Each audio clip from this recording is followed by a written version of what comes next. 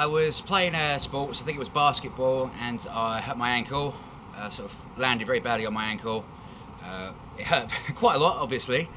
When I went home, waited till the next day and it started swelling up quite a lot, so I went to A&E. Obviously, having a disability, I need regular hospital care, and that could be a free wheelchair from Warwick Hospital. It could also be in adaptations to my shoes and support with finding the right shoes to wear. I've used it for my epilepsy, and I've also used it for my fibromyalgia. When I was diagnosed, the pain management clinic, was physiotherapy. Because of my thyroid, my cholesterol, my kidneys, and also blood clots. Because I have to see them about my neuropathic pains at Basden Hospital. I do sometimes, and the physios that are good at Sam. And I like Allset for minor injuries when I broke my wrist.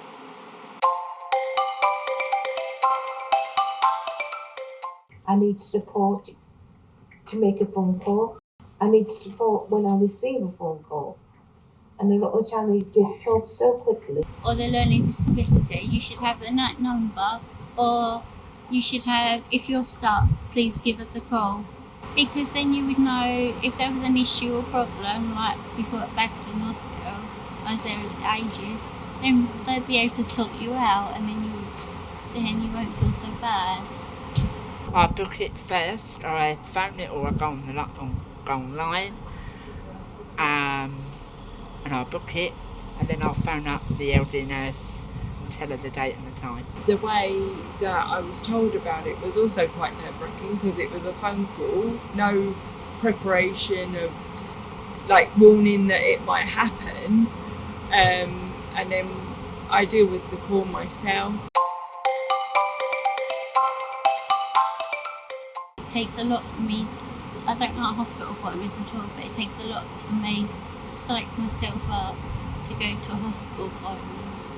It's not as easy for able-bodied. It's hard for me. I get anxious, and then it has a bad impact on my tummy, so it don't help altogether. I waited in line for a little bit, got to reception, said what I was there for. They were asking me a few questions.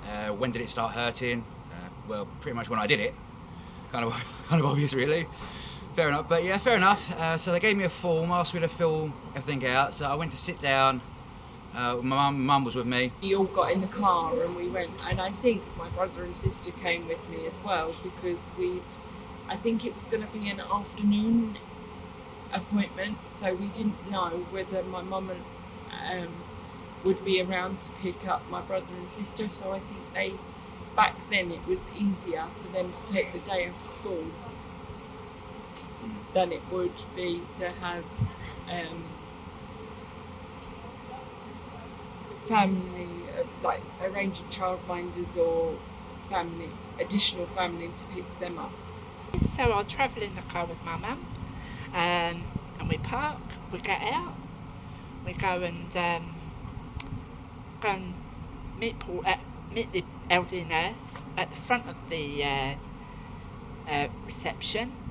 We arrive within plenty of time to make sure that we have we have a little tradition.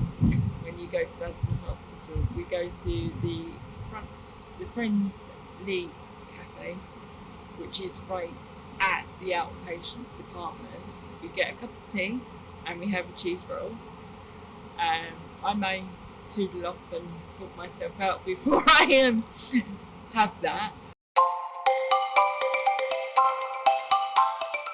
Went up to the reception quite a few times to ask them, can you help us with this? Because all their data's on their computers. So we need help filling this part in because I don't have my NHS number on me. And what things were there? Were things like, do you have any medical conditions? What tablets do you take? What strength tablets do you take?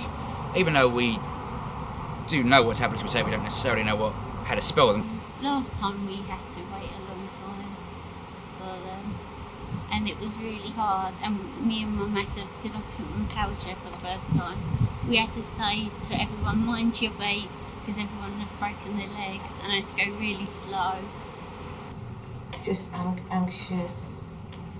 You don't know, uncertainty. Not know how long how I'm going to wait. While we were sitting there, once the forms were done, in a way, the form was a bit of a distraction. But once the form was done, we were just sitting there. Nobody coming to talk to us. I see people go in, some people come in, sometimes people came in after me and went in and then went out after me. So now that's when I'm really thinking, this person came in after me and has left before me. What's going on here? Do they still know I'm here? Do they think I've been seen to? Have they forgotten about me?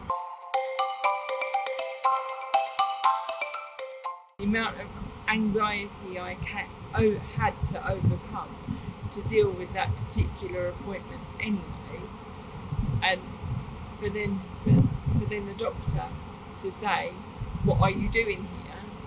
and not just like calmly explain. It was like sort of like, "I'm not bothered," and he sort of made a face like, "No, not me. I didn't call you." If I was worried about them having a bit of a go at me, saying, "No, we're not here to help you with that. We're just here to see you in, check you out, get you to the doctor. So no, I'm not helping you with that. Go away." That's kind of what I was worried about. But again, that's me. It's not them. That's me. I read the name badges everywhere I go, reading name badges, then you can ask them questions. I always tell them I'm anxious, so it helps. I want to be there. If I have problems explaining my symptoms, then I have someone to, gave me to help me. The learning disability nurse, we've been friends over 10 years, and she is good at what she does in her job. Another consultant from Allset jumped on my case, and I really did have the Botoxolin injections then. And I'm still with him now, but in a different hospital. He actually got a new job in London, but he said, "Look, I know what you go through with anxiety. Can you guys follow me?" The elderly nurse tells me funny stories about the before I had the blood test and during the blood test. I feel that I have to, for them to really understand, they would have to see my autism diagnosis. I feel that the reason why is that when I tell people that I'm autistic, a lot of the time I feel that they don't believe me, or they just don't pass a message on. They were really good, the bone density people, because I tried having the scan and I couldn't do it, but then I had to see the doctor after. I was so anxious. Mum spoke to them because they got the contact, and they come in at 8 o'clock in the morning to help us with the hoist because the bed was so high up. For me personally, things like spelling my name and where I'm from and my address, because at that time I didn't really know our address very well, and what I did know I couldn't spell properly. And so that was for me, and for Mum also. There were a lot of things like, what's your NHS number, your hospital number. I don't want just an explanation for myself. I want it for the people that I've got around me, because he doesn't know, but I could have asked a friend to take me. So just a bit of explanation and not an apology from myself, because if he didn't do it, someone else might have treated me in the same way, but an apology for my family.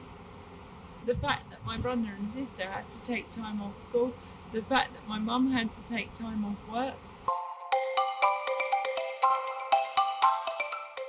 More friendly nurses and more friendly doctors who wear their masks, and more numbers that you can ring if you're stuck, and don't cancel people's appointment and actually telephone them first.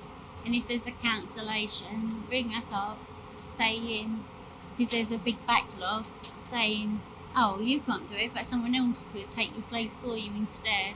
People there to provide support, to either write it out for you or give you the information, tell you how to spell something, This is how you spell it, so write it down. Even though it's a little bit embarrassing for me, I would still rather know how it's spelled, spell it correctly, and have all the information on there, because another thing I might worry about is what if something's on the form is wrong and then I get misdiagnosed or get mistreated. They should make their emails more visible, and that they should understand when, if I have to, they have to telephone me, that they talk clearly. I would change the way they contact people. So maybe keep paper but have open contact as well. So just send a text as well. I understand there's some in the learning disability community that don't find it easy to use technology, but a family member might